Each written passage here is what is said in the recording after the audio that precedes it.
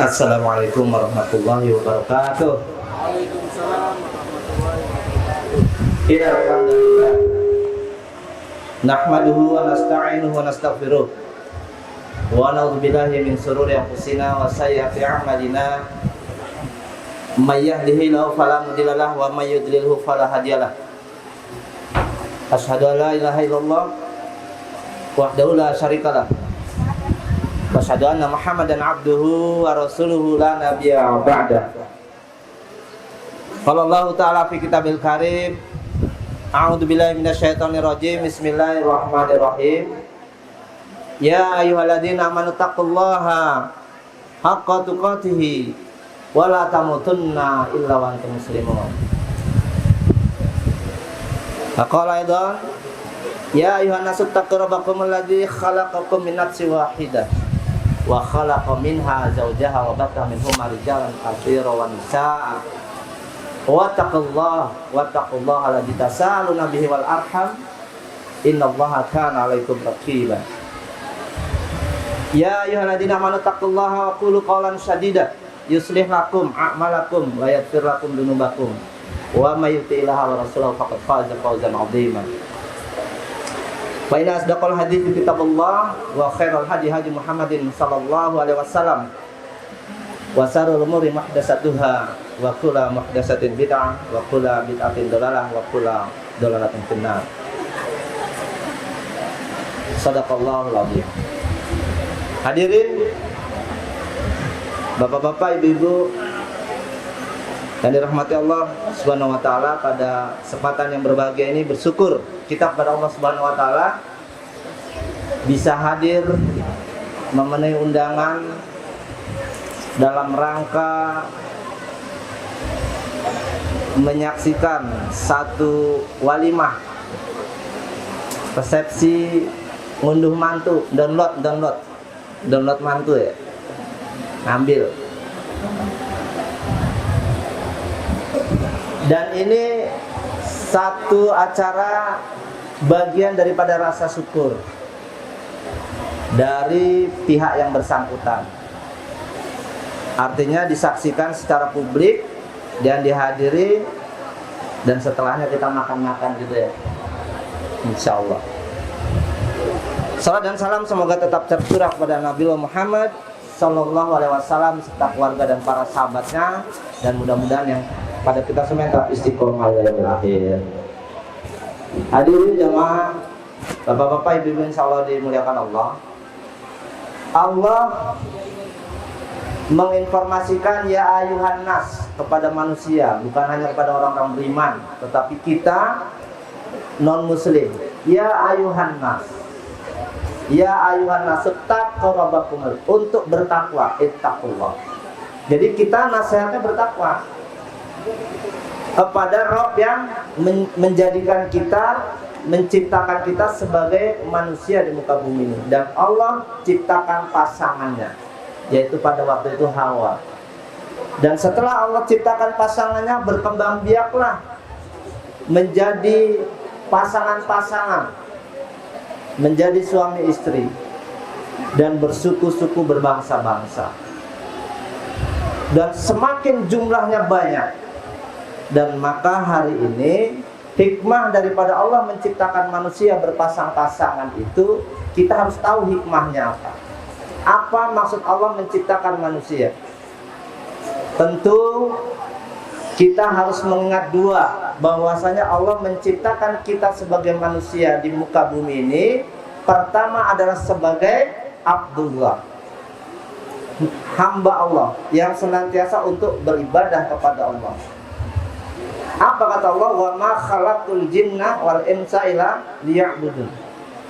Tidak Allah ciptakan jin dan manusia kecuali untuk beribadah. Ini misi yang pertama. Jadi Allah menciptakan kita ke muka bumi ini untuk beribadah. Kita makan, bagaimana nilainya ibadah. Kita hadir ke sini, nilainya ibadah. Kita duduk, nilainya ibadah. Kita masuk WC, nilainya ibadah. Dan semua aktivitas kita bernilai ibadah. Jangan sampai tidak ada nilai ibadah. Masak, ibu-ibu masak di dapur, bagaimana caranya dapat nilai ibadah. Bapak-bapak mencari nafkah di luar, ya, untuk sebagai perantara menghidupi keluarga, bagaimana nilai ibadah. Ya, inilah yang dimaksud Allah wa ma khalaqtul jinna wal insa illa liya'budun. Yang kedua adalah sebagai khalifah fil ardh.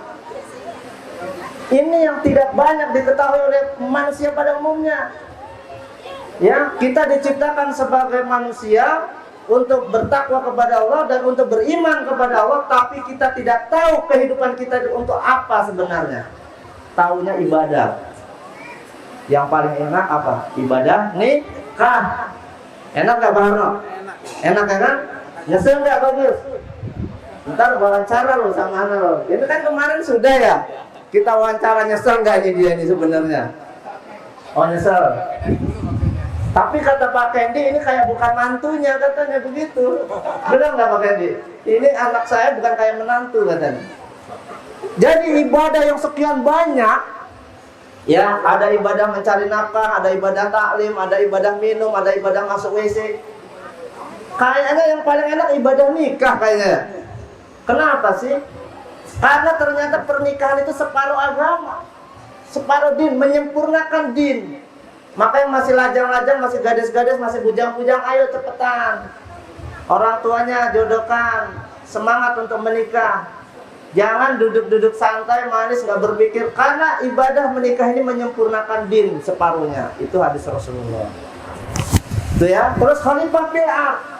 Kenapa Allah ciptakan kita manusia di muka bumi ini sebagai khalifah fil ardh? Karena inni ja'ilun fil ardi khalifah. Dalam surat Al-Baqarah ayat 30. Jadi misi manusia Allah ciptakan di muka bumi ini sebagai khalifah fil ardh. Huwallazi ja'alakum khalifah fil ardh. Dia Allah menciptakan manusia di muka bumi ini, huwallazi ja'alakum khalifah fil ardh. Menciptakan kekhalifahan, menciptakan khilafah di fil ardh, di muka bumi. Jadi kita adalah khalifah. Banyak hari ini manusia pada umumnya tidak mengetahui misi kehidupan kita ini. Maka ketika bicara khilafah fil ardh, ternyata ada kaitannya dengan pernikahan. Ada kaitannya dengan pernikahan. Karena pernikahan inilah sebagai asbab akan berkembang biak sebagai khalifah. Nah, tentunya hari ini ketika kita bicara yang kedua, misi yang kedua manusia diciptakan khilafah fil ardh. Ini menjadi fobia, menjadi khawatir, menjadi seolah-olah khilafah ini sebagai salah satu gerakan merongrong negara dan ingin membasmikan negara. Karena apa? Opini. Jadi khilafah ini diopinikan, padahal diciptakan Allah, idenya Allah, dan harus membawa misi khilafah di muka bumi ini sebagai rahmatan lil alamin. Ini diidekan, dimisikan sebagai negara. Khilafah sebagai negara, khilafah harus punya wilayah kekuasaan, khilafah harus ada tentara. Padahal khilafah ini adalah satu perintah Allah untuk ngajak bersatu umat manusia, ya, wabil khusus kepada orang-orang yang beriman, untuk menegakkan semua ketentuan-ketentuan Allah di muka bumi ini. Dan ini idenya Allah khilafah ini. Nah, misi yang kedua inilah yang harus kita sambut atas rahmat Allah. Dan anak kembali mengingatkan di sini, kalau bukan atas dasar rahmat Allah, kekeluargaan pernikahan tidak terjadi. Dua besan tidak bisa berkumpul. Dua suami istri tidak bisa bersatu. Dan kita hari ini pun tidak bisa berkumpul melaksanakan resepsi ini kalau bukan tidak atas dasar rahmat Allah. Maka kata Allah, saya mengingatkan dan terus mengingatkan dalam surat Hud ayat 118, walau sa'a rabbuka laja'alan nasa ummatan wahidah. Walau sa'a rabbuka laja'alan nasa ummatan wahidah. Wala yazaluna mukhtalifin. Dan jikalau Allah berkehendak umat ini jadi umat yang satu. Ini kalau Allah berkehendak. Kenapa tidak? Kenapa tidak bisa kembali kita menyatakan persatuan umat, bahkan kadang antar tetangga tidak bersatu? Karena apa? Wala yajaluna mukhtalifin. Karena manusia pada umumnya berselisih. berbeda pendapat, ribut, disitulah letak tidak bisanya bersatu. Sehingga wajar kalau Nabi meminta kepada Allah, ya Allah, ya Rabb, saya memohon kepada Engkau ya Allah, jadikan umat ini umat yang satu. Ditolak sama Allah karena tidak sesuai dengan ilmiah. Ada suami istri membangun rumah tangga bertahun-tahun, berpuluh tahun, atas dasar qadarullah dan takdir Allah bercerai, tidak bersatu. Ini di sini ilmiahnya. Kenapa Allah tidak mengizinkan dan mengabulkan persatuan umat? Karena ternyata ketika contoh kecil dalam kehidupan rumah tangga saja ada perceraian, sehingga Allah tidak kabulkan. Terus bersatu lagi, disitulah rahmat Allah. Wala yazaluna mukhtalifin. Ayat selanjutnya disambung, illa marahim marabbuk, kecuali orang lain dirahmati Allah. Maka ayo kita semua, bapak-bapak, ibu-ibu, kita cari rahmat Allah. Bagaimana supaya rahmat Allah ada pada diri kita, menaungi kita, sehingga kita disatukan sama Allah atas dasar rahmat Allah, bukan atas dasar si A, si B. Kita bergabung menjadi warga kekhalifan Islam dalam rangka menyambut rahmat Allah.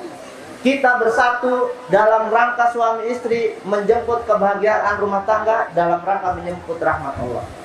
Maka ketika kita sudah mendapatkan rahmat Allah, kita tidak bawa dengan membina dengan Al-Quran dan Sunnah, akan hancur rahmat Allah. Maka inti daripada nasihat kali ini, saya ingatkan kepada kedua mempelai dan kepada kita semua, pegang Al-Quran dan senantiasa kita buka. Di kehidupan kita di dunia ini, apa yang tidak lengkap di Al-Quran? Sudah lengkap, dari hukum yang terkecil sampai yang terbesar. Allah sudah tegaskan, yauma akmaltu lakum dinakum wa atmamtu alaikum ni'mati wa raditu lakumul Islam madinah. Pada hari ini telah kusempurnakan apa agama kalian, dinakum wa atmamtu, dan aku cukupkan buat kalian apa nikmat dari Allah, Islam Madinah, Islam sebagai aturan. Kita tinggal buka Al-Quran, banyak yang kadang kita nggak mau buka Al-Quran. Dari mulai cara hidup rumah tangga, dari mulai cara bersalin. Ya, saya informasikan nih ke ibu-ibu, saya sebelum menikah, bujang, saya belajar bagaimana bersalin, bagaimana melahirkan seorang anak. Saya punya anak 5, saya lahirkan sendiri, saya dukunnya, saya dokternya. Dan saya memang di Al-Quran ada, tinggal kita mau nggak. Jangan sampai kita bicara repot. Dokter saya kenal, bidan saya kenal. Kebetulan saya usaha dengan pihak rumah sakit. Siapa yang nggak kenal dokter-dokter di Jabodetabek? Kenal, bidan-bidan kenal, tapi saya lahiran sendiri. Karena apa? Dia Al-Quran ini ada semua, tinggal kita mau nggak. Sampai saya juga pengen bagaimana nyunat di zaman masa dulu, pengen praktek. Karena Al-Quran itu sudah mengajarkan secara totalitas, tinggal kita mau nggak yang bisa-bisa. Tapi kadang kita tidak mau buka Al-Quran. Maka taraktu fikum amroini lam tadilu maka masakum bihi ma kitabillahi wa sunnatin nabi. Aku tinggalkan 2 perkara. Dan dengan 2 perkara ini tidak akan sesat selama-lamanya, yaitu berpegang teguh kepada Al-Quran dan kitabullah dan hadis. Tapi kita kebanyakan malah nontonnya gadget, YouTube yang nggak karuan, TikTokan. Ini udah kita terpengaruh dengan era globalisasi, dengan digitalisasi hari ini. Kita hari ini mulai dibawa arus dengan arus pemikiran-pemikiran modernisasi. Dan tidak pernah mau menghafal Al-Quran, membuka ilmu-ilmu yang ke depan bagaimana, kita sudah mulai dijauhkan. Nah, hari ini saya nasihatkan kepada saya pribadi dan kita semua, kembali kepada Al-Quran. Karena kita di akhir zaman ini, ya, yang menurut informasi sudah saatnya mendekati hari kiamat. Kapan waktu nyawa menjemput kita, kita sudah siap dengan segala-galanya. Maka dekat-dekatlah dengan Allah. Takut kepada Allah. Ittaqullah. Takut sama Allah hari ini kita. Saksikan sudah sekarang modernisasi, digitalisasi mempengaruhi anak-anak kita. Ya, kadang ngomong anak ditaruh handphone. Memang ini menjadi kenyataan, termasuk saya pribadi. Kayaknya malah lebih baik nggak usah pakai pembantu, pakai handphone selesai, anak diam. Seharian main handphone terus. Orang tua masak santai ya kan? Karena memang udah dunia gadget. Nah ini harus kita batasi. Bapak-bapak, ibu-ibu hadirin yang insyaallah dimuliakan Allah. Inilah perang yang namanya Ghazul Fikri. Ya, perang pemikiran. Bagaimana kita disekulerkan, bagaimana kita di pemikiran kita dicekoki dengan hal-hal dunia dan kita dijauhi dari Al-Qur'an dan hadis, sehingga kita sudah jauh apa yang Allah harapkan. Yang terakhir, mudah-mudahan kita senantiasa dibimbing oleh Allah Subhanahu wa taala, senantiasa kita dilindungi oleh Allah Subhanahu wa taala, sehingga kita mendapatkan selalu petunjuk atas Allah Subhanahu wa taala. Demikian yang dapat saya sampaikan. Jazakumullahu khairan katsira. Ana akhiri wabillahi taufiq wal hidayah. Wassalamualaikum warahmatullahi wabarakatuh.